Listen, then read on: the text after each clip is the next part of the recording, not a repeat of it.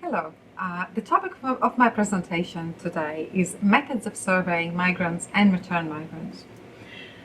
During my career as a researcher, I've come to a realization that research on immigrant communities, and particularly quantitative research, is one of the most complex types of research. And the reason for that is that the acquisition of information is quite difficult. This is both because of the changing nature of immigration. As we know, it is quite typical nowadays to encounter, for example, different liquids type of migration, transnational migration, and other kinds of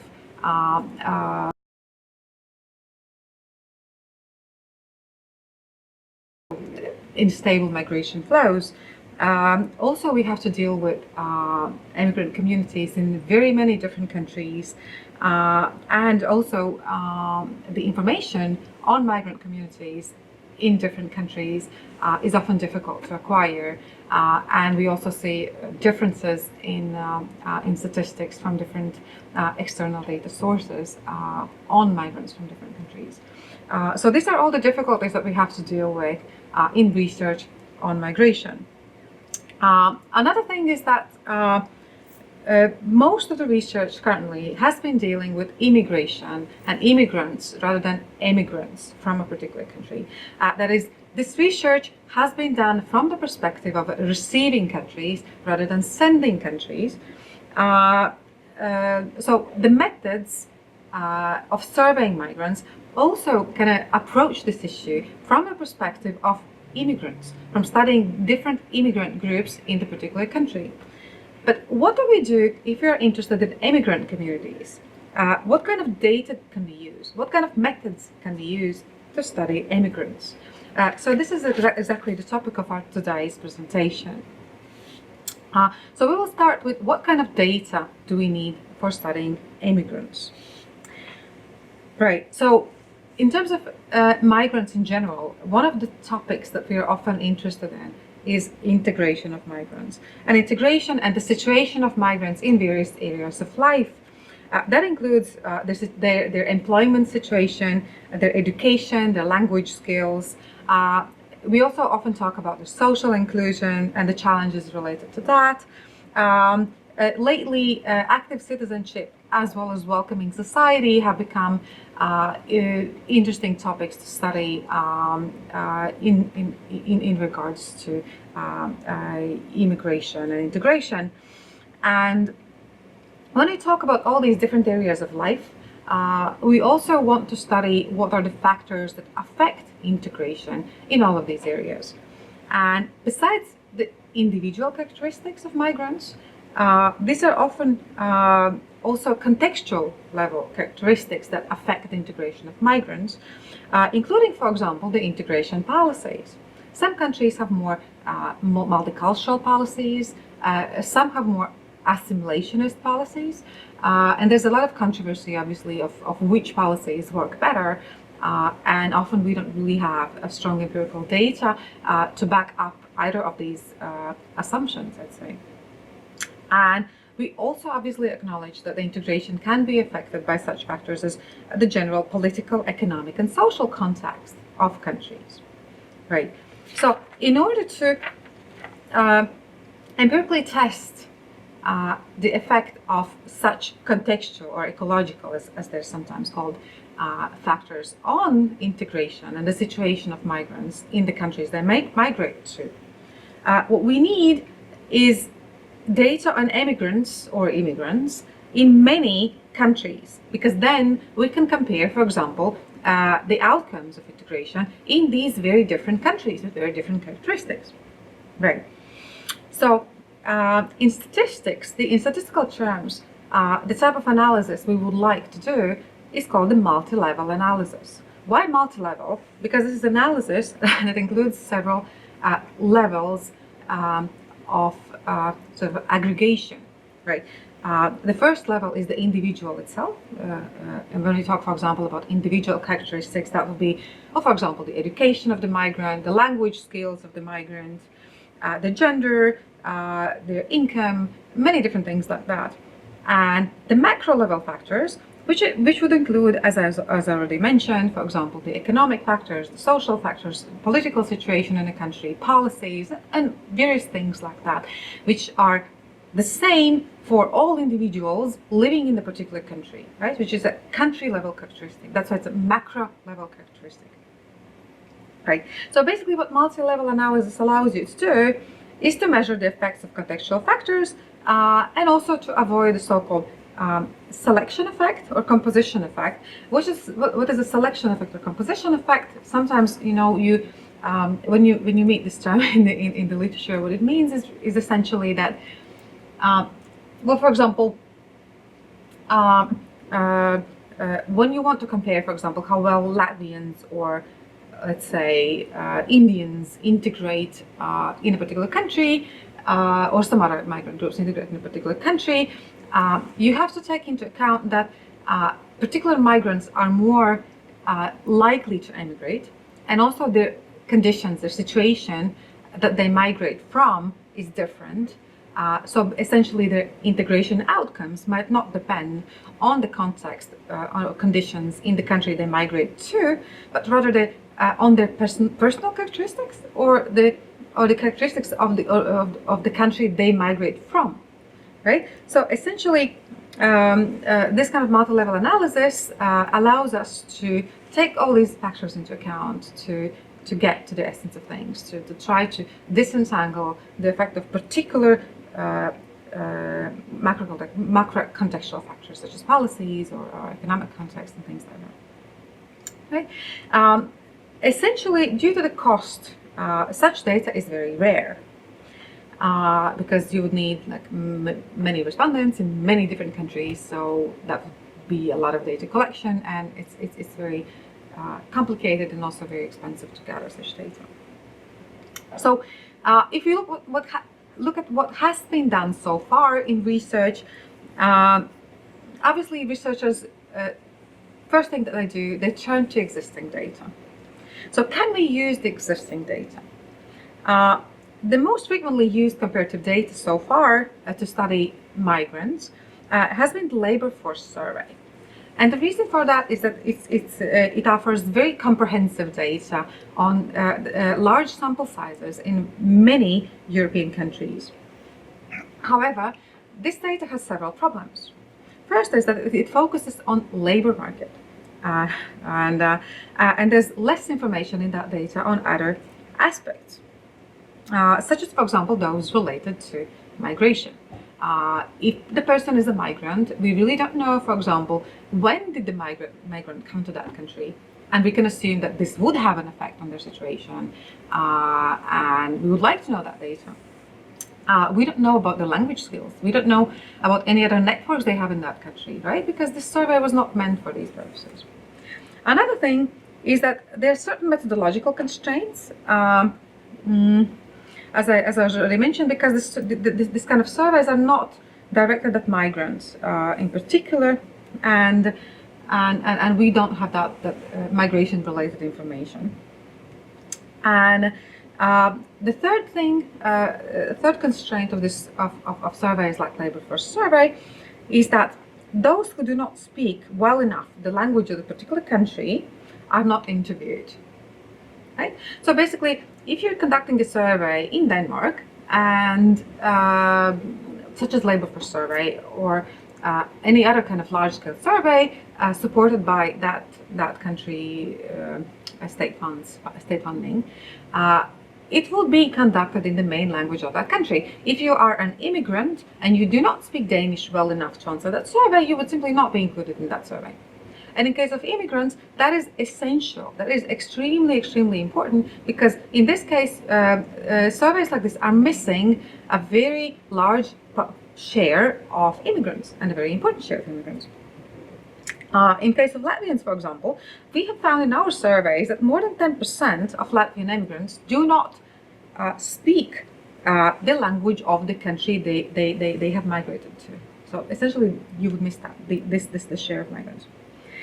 Another thing is that immigrants with unstable status in the country do not participate in such surveys. For example, if they are there, if they're not legal residents, they might be hesitant to answer if they don't have any legal status there, or if they are there just as seasonal workers, or they don't have a permanent place of residence there, they're kind of living with friends, for example, or something like that. They would not be surveyed because this is not the place where they reside formally.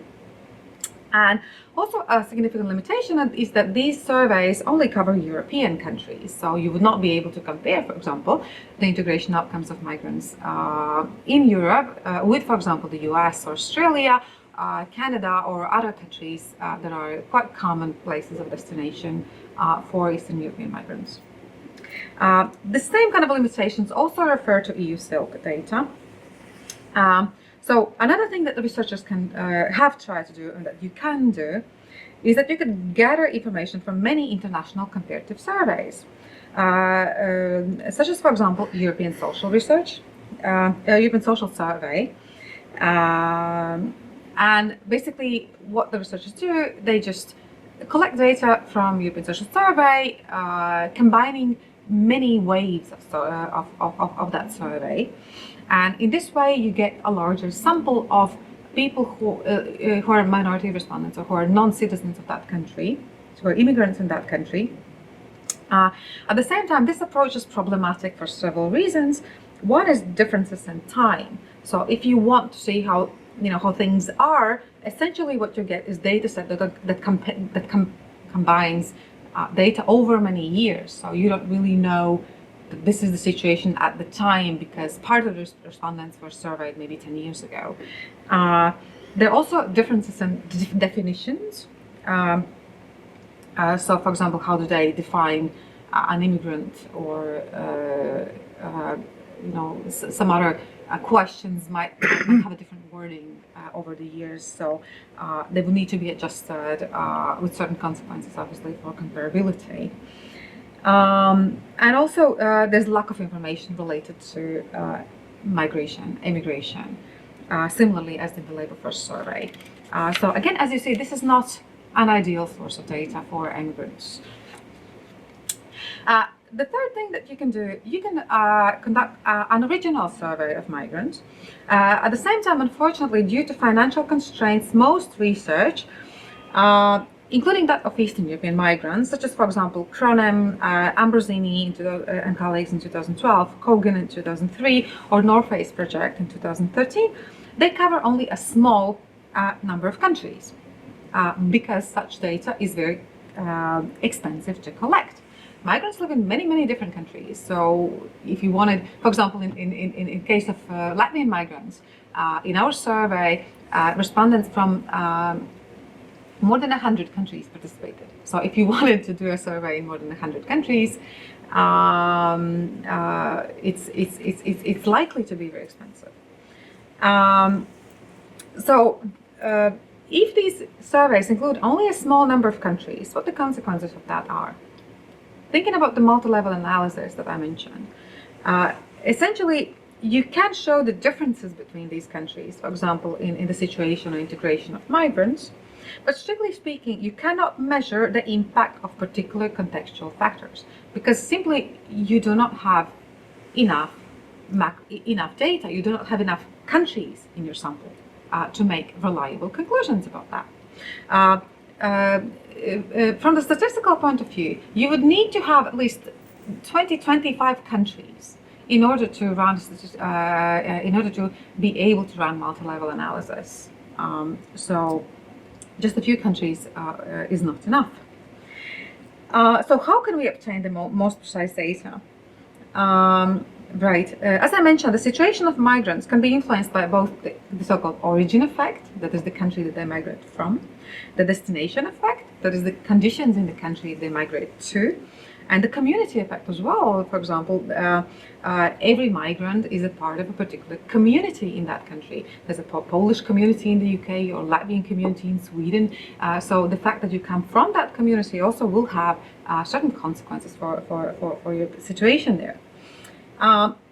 Therefore, in order to account for all these different effects, a small number of countries, but a growing number of studies recently, is using the so-called double comparative design, what it is that it looks essentially at more than one group of immigrants in more than one destination country. So you have the combination of several countries the migrants come from and several countries they go to, right? Such examples are, for example, the survey called Limits, survey called SCIACS, survey called TIES, called MAFE, called SKIP. So these are just some examples that use that kind of design. The problem, though, is that, again, they usually include a small number of origin and destination countries, right? Whereas in order to be able to analyze the contextual effects, you need many such countries. If you want to do your own survey, there are certain problems that that you have to face, and the first one is the sampling design. It's a sampling frame. As a quantitative sociologist doing research, the first thing that you want to do, you want to define what your target audience is, and you want to define strict boundaries of that target audience, and identify a certain sampling frame that you can use to make a random sample of your target individuals. The problem is that in most European Union countries, there is no reliable sampling frame that could be used in case of studying immigrants or immigrants. In some countries, for example, the Netherlands, or also among Swedish immigrants, researchers have managed to create random sample from official databases.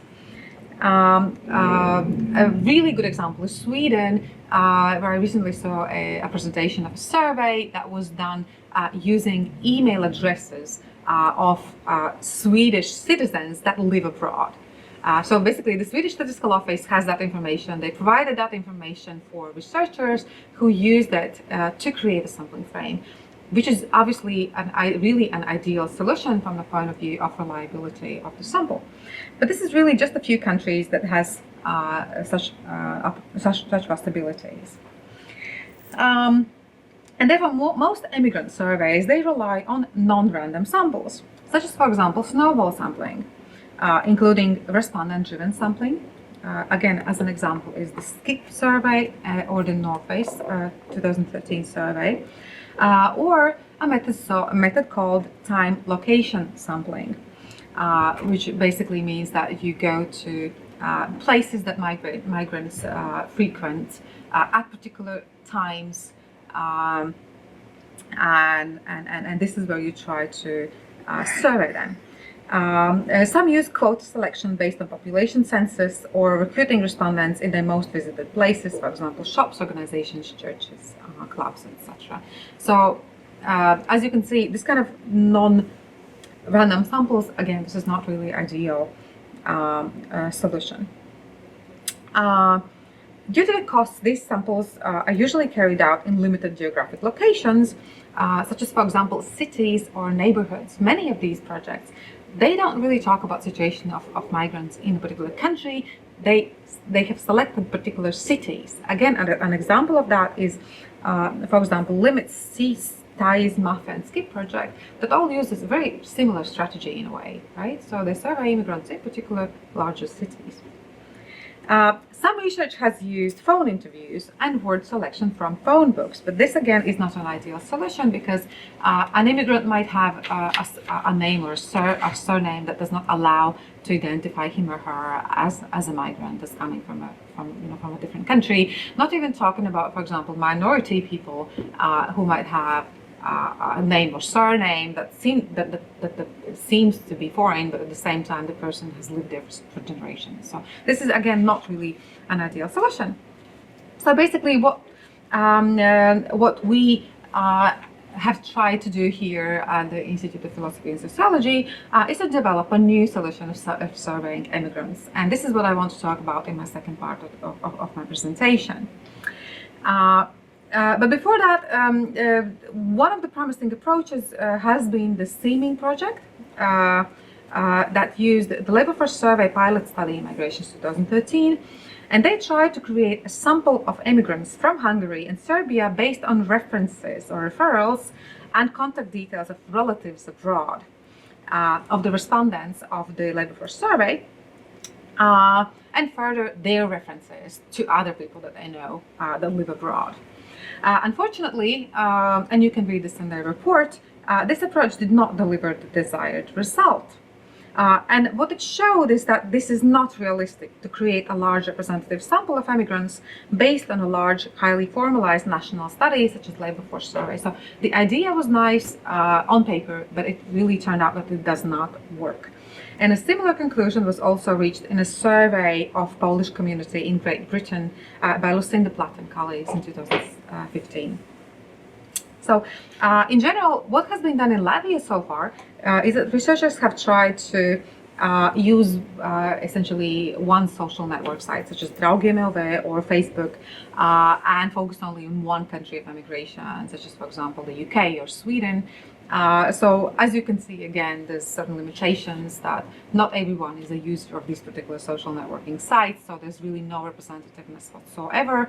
And also that obviously the diaspora is much larger than the UK or Sweden, so you would not be able to say what the situation is in the whole diaspora, just in the particular countries. So it's clear that there's no ideal solution. At the same time, it's also clear that there is a need for a fundamentally new approach and innovative methodological solutions for reaching the target group if you are to study immigrants of a particular country, and if you want to be able to distinguish the contextual effects. So the approach that we used in the project, the Immigrant Communities of Latvian National Identity, Transnational Relations and Diaspora Politics, that was conducted in 2014, was somewhat different. We tried to use a very different approach that I will describe in the next minutes. We were able to acquire a very large sample. 14,018 respondents participated from 118 countries, age 15 plus.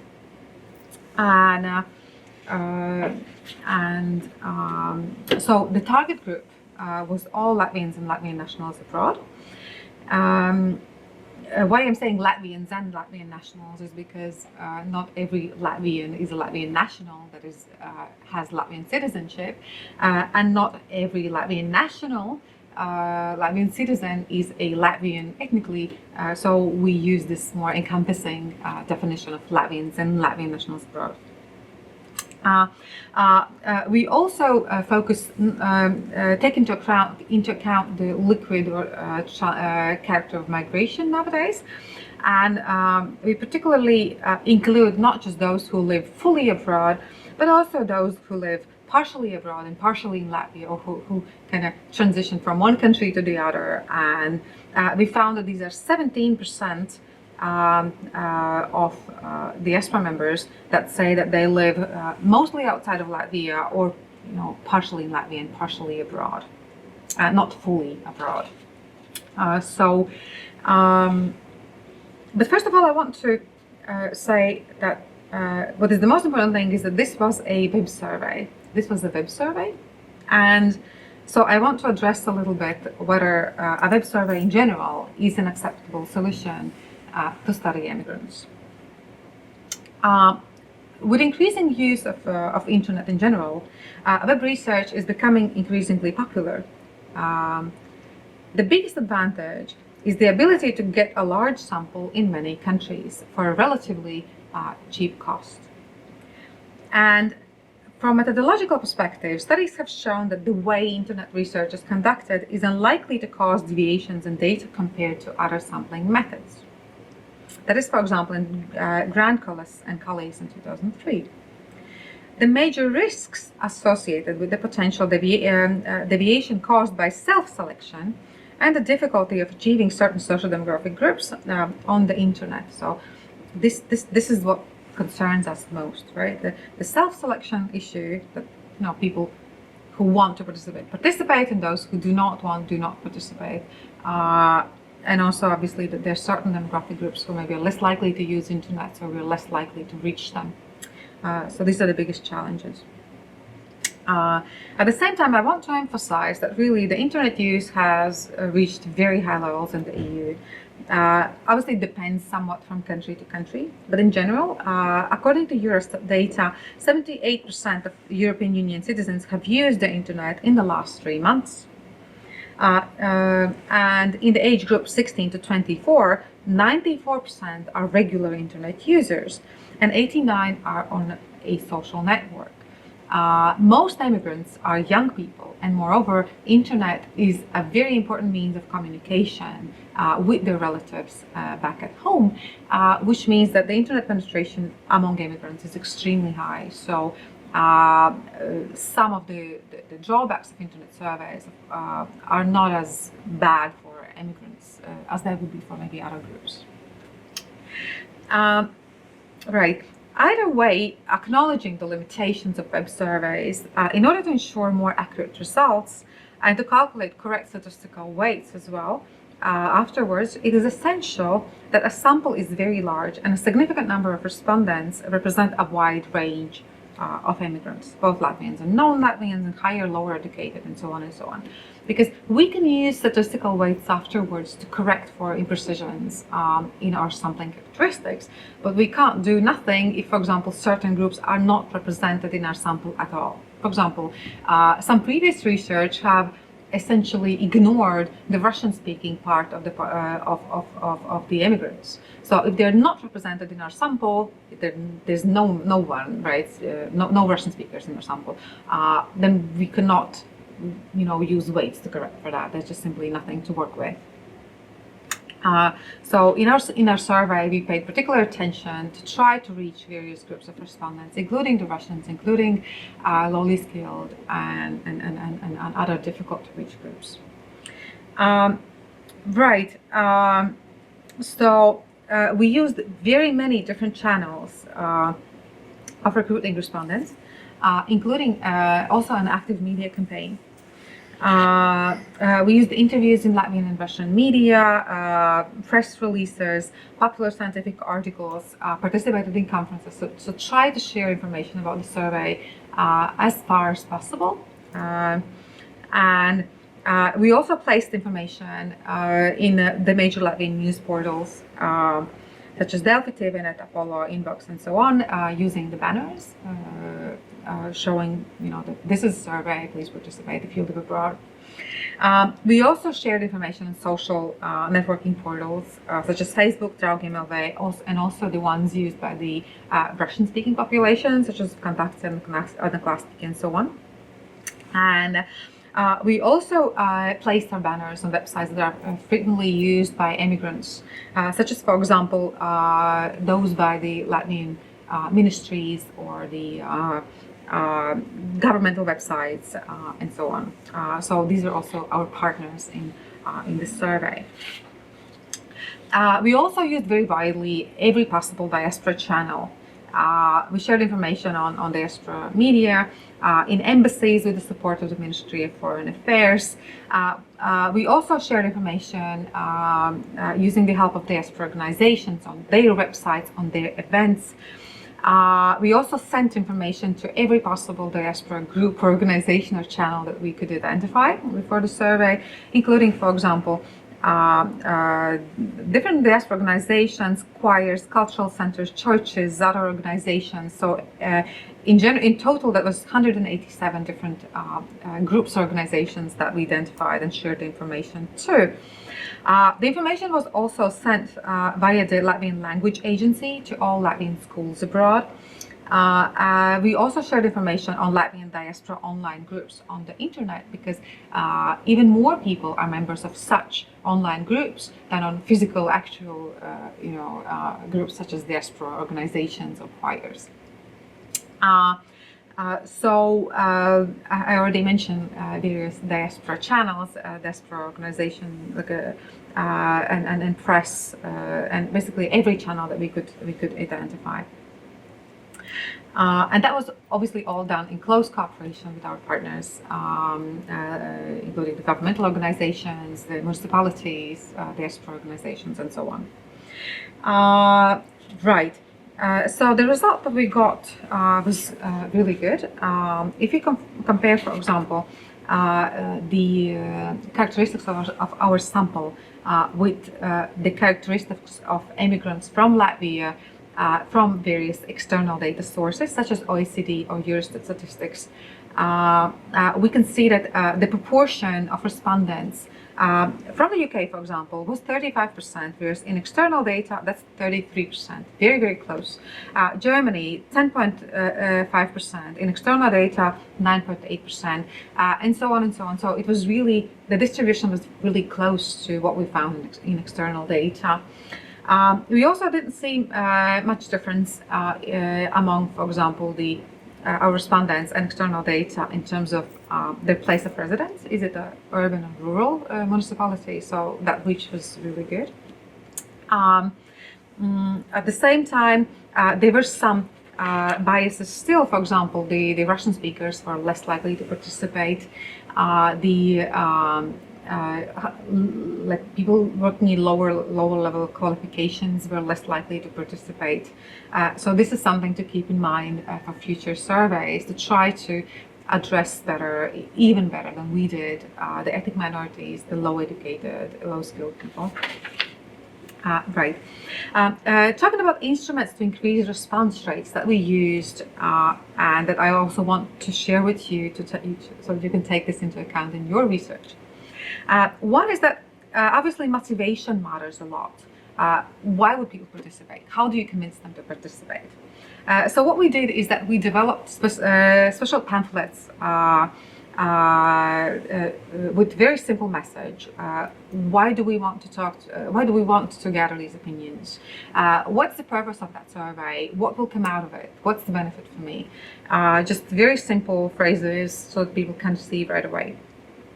We also explained the survey in media news, and we also shared intermediate results with people. So basically, when they see that, well, there's this survey and something already has been found out, and this is really interesting, and you still have an opportunity to participate, this is another way how to increase response rates. As I mentioned before, in some previous surveys, language barrier is what precludes people from participating in a survey.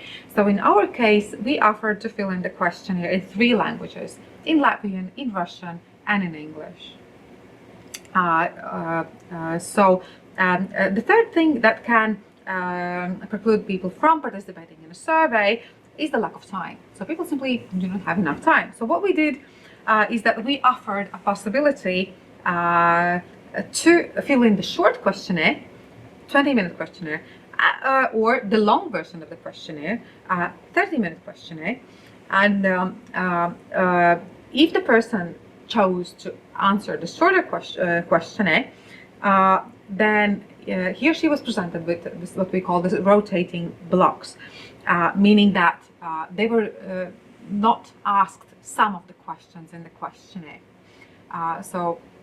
But we were at least at first concerned about losing some data, but in general we acknowledge that this was an excellent strategy, because first of all, when the respondent has already ticked that yes, I'm willing to dedicate 20 minutes of my time to the survey, they're much more likely actually to fill in the questionnaire till the end, right, and not complain that the questionnaire is too long. So they kind of already motivate themselves to do that. And also that what happened was that 66% of people actually chose the long version. They wanted to tell more about the situation, about their life abroad. So this again attests to their motivation to take part in the survey. And overall 66% completed the questionnaire in full, despite the fact that the average length of the questionnaire was 35 minutes. For an online survey, this is a really long questionnaire, because normally a web survey would be no longer than 15 minutes long. So again, it just shows that we did a really good job at increasing the motivation of these people, convincing them to participate. And also another thing that hinders participation is the difficulty to reach respondents. And So we included in the questionnaire, in the web questionnaire, a possibility to recommend the survey to a friend via Facebook, Twitter, etc. So people could share the questionnaire, and we were able to get to a larger group of potential respondents. The last thing that can hinder participation is if the questionnaire is boring or inadequate. In order to avoid this, we use pre-testing of our questionnaire using both cognitive interviews and web probing. And again, this turned out to be really useful because, for example, we found in our cognitive interviews that the use of some words was problematic that we didn't think was problematic, and we were able to correct for that. And just the terminology, for example, of what does it mean to emigrate?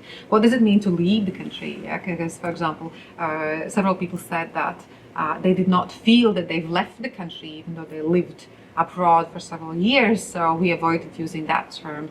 Again, for example, the term diaspora is problematic because not everybody associates or understands that word as referring to them. So it's really, really important and crucial to have some cognitive pretesting before you do the quantitative survey. Right. So this will certainly increase the quality of the questionnaire and decrease the number of people who drop out of the questionnaire. Because in a web survey, it's a big risk. It's always so easy to just close the questionnaire and stop filling in the answers. So we have to be really careful in how we phrase the questions so that they're simple, so that it's it's pleasant to answer them, no questions, and so on and so on. We do have to acknowledge, as I said already, still that there are certain biases in the sample if you do the survey this way anyways. And as I mentioned, we found that the response rate among Latvians was 6.6 times higher than among Russians. Nevertheless, 21% of our respondents were Russian speaking, which is, I think, a really good result, even though among immigrants, these are about 40%. We also found that women are more likely to participate in a survey, which is not unique for web surveys, it's for every survey like this. We also found that older respondents were less likely to participate than the younger ones, and people with higher education more likely than those with the lower level of education, again, which is similar to every survey really. And this is just something to take into account when designing the survey. What do we do to reach the older respondents, to reach the people with lower education? So the questionnaire has to be we try to do even more to make the questionnaire more simple, more easy to understand, and then we can obviously try to reduce these biases as well.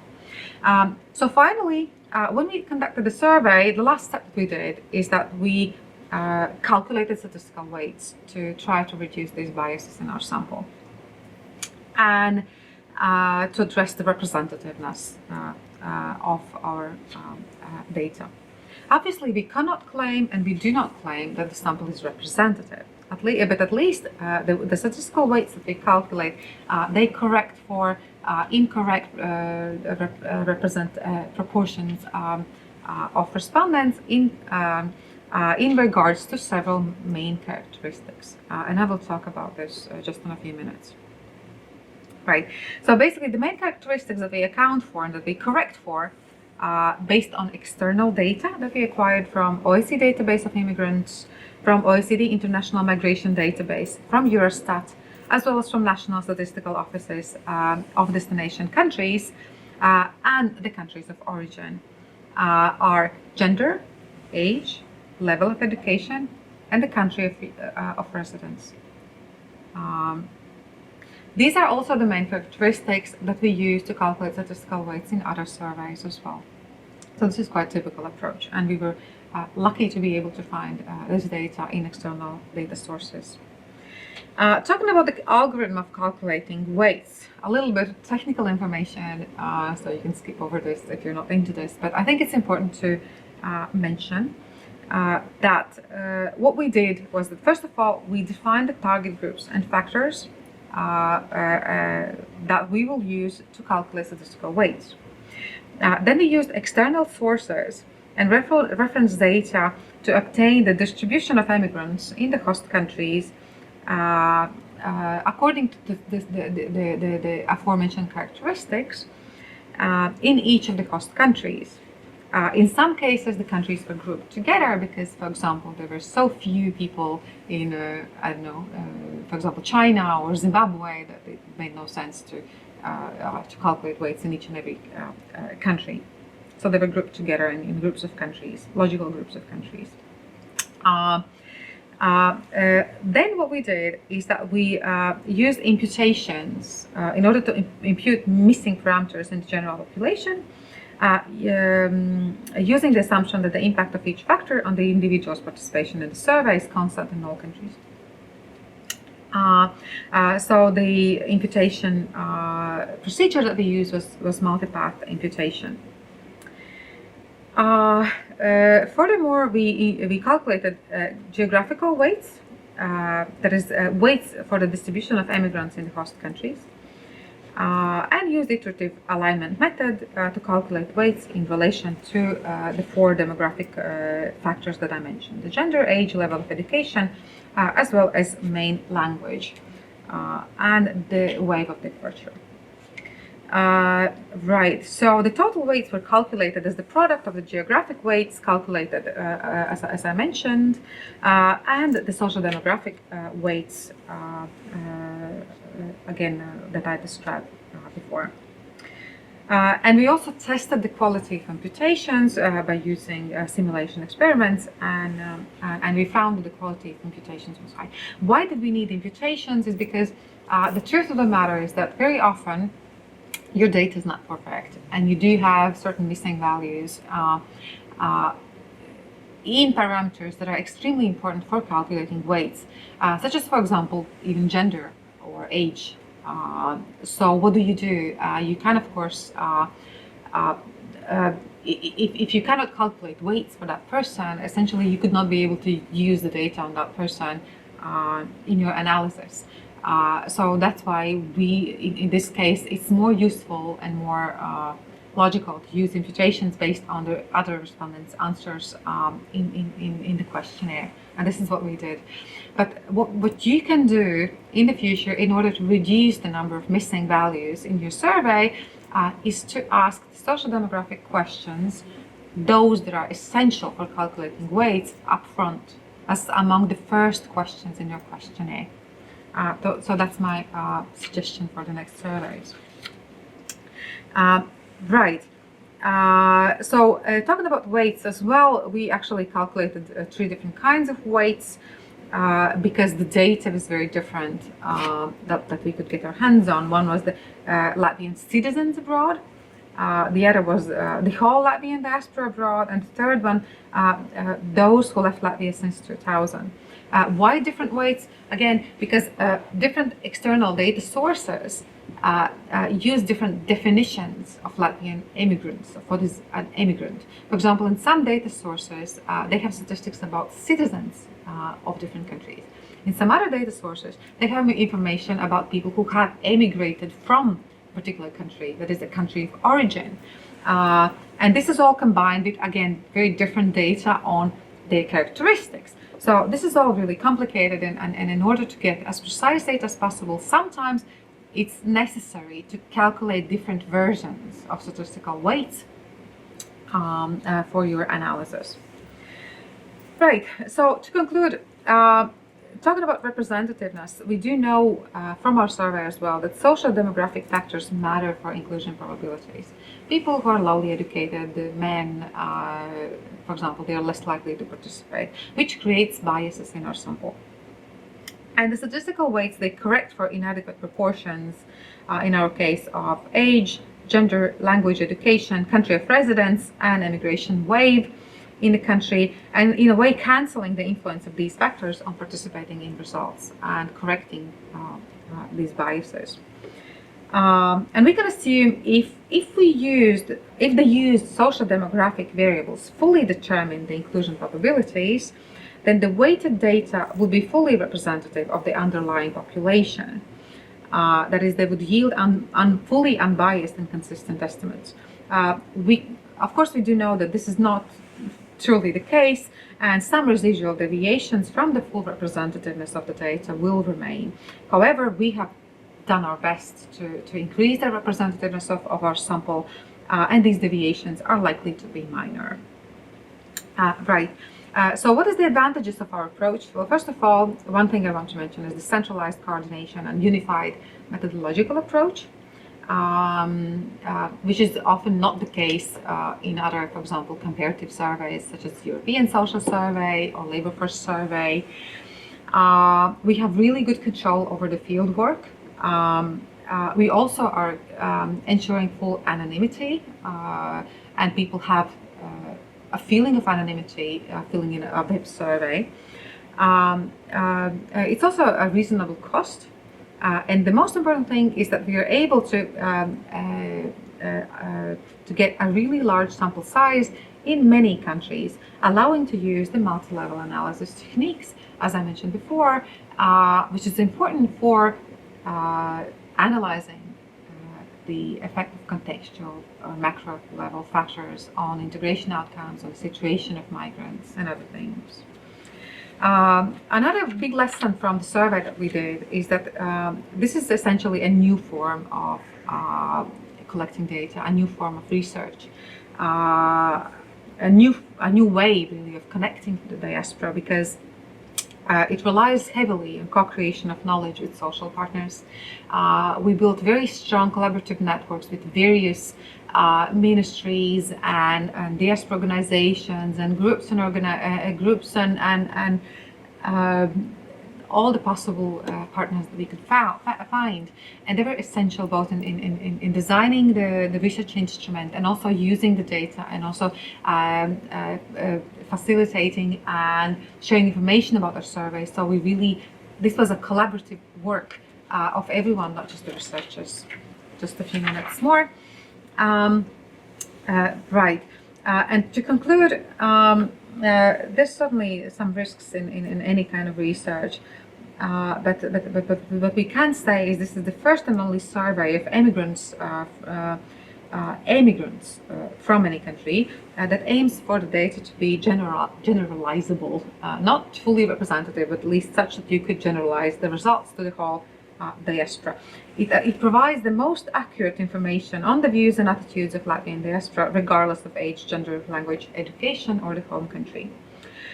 So what we really aim for is an integrated methodology.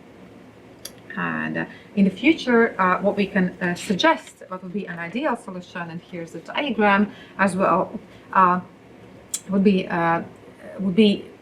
collecting data using various sources. The large-scale online survey can be as the main central element of data collection, but it would also be important to support the data collection with secondary data, with administrative data, as well as in-depth interviews. And in the future, what we would also suggest is to not just share information on various channels, such as diaspora media, hobby groups, national media, church communities, regional shops, municipalities, and many other channels.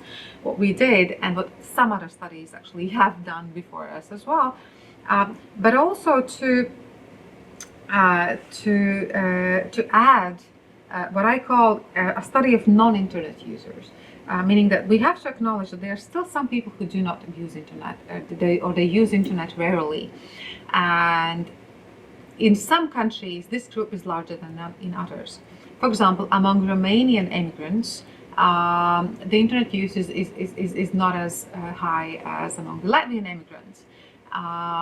And it's about 1/3 of people who do not use internet. So you want to learn about their attitudes as well. So what do? You actually would need to have an additional study of non-internet users to go directly to them in the main countries of their residence, in the places you can find them, and possibly using, such as, for example, time location sampling to supplement your online questionnaire and online survey. And obviously account for the method of data collection in your data analysis. But this could be what I see an ideal solution for the future that we could use. And talking about just the last thing, talking about the survey of returned migrants. In general, surveys of returned migrants are very rare. We did such a survey in 2016, called Returning to Latvia, with the support of Ministry of Foreign Affairs. We managed to survey more than 3,000 respondents. And we used a similar strategy that we used for immigrants, just focusing this time on those who have returned to Latvia. We also used social networking sites to share information, including, for example, the largest employment portal, CV Online, invitations in social portal Draugiem LV, etc., as well as media campaign. And talking about return migrants, one of the difficulties is that we have to be very precise about who do we aim at in these surveys, because what we found was that we were only able to use the data really on those who returned in 2005 or later, because those who returned earlier, they were very unlikely to participate, meaning that they were, from the statistical point of view, they were very underrepresented. You know, if you know what I mean. We could not really say that our sample refers to those people because there were so few of them. Most of them were those who returned more recently. So we kind of cut off our sample at 2005. Also, what does it mean to be a return migrant? If somebody worked abroad for just 1 month, is they a return migrant or not? So what we did is that we only included those who have lived or worked abroad for at least 3 months, or who live in Latvia or live partially in Latvia. Again, these transnationals, in this case, we included them also partially as return migrants. And we did the same thing as we did with immigrants. We also calculated statistical weights, and this is extremely important in order to increase the precision of your data. Either you're talking about immigrant surveys or return migrant surveys, you need to calculate statistical weights. The data that you will use, the external data that you will use to calculate that data will be different, but it's important to do that nonetheless. In general, what I want to say is that you can read more about about our research on the website migracija.lv or diaspora.lu.lv, and in general, it would be important to have more research on immigrants from the perspective of sending countries, and also to have more quantitative research on return migrants, as such research has so far been extremely rare. And we really hope that our experience with this. Another thing that I want to mention is that studies conducted at one point in time, they do not allow to reach convincing conclusions about causality. For example, if we want to study the effect of something on something. And for that, you would need longitudinal data. That is, you need to interview one person more than once, right? That is, after some time, you ask these questions again. And unfortunately, due to costs, longitudinal research in migration research is very rare. Some researchers have used the so-called synthetic cohort design, combining different studies. But this is really not an ideal solution, and we need more research that is longitudinal in immigration research.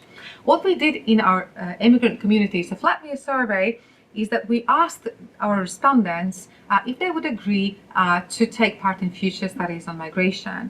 And we were happy to learn that actually more than half said yes and agreed to leave their email addresses to be contacted again. So we ended up with 7,649 email addresses that we will use in the second wave of the survey that we will be conducting this year. So this is something that I can definitely suggest you to do as well. it's not difficult to do. Just include this question and follow up these respondents after some time, and this will increase the value of data substantially.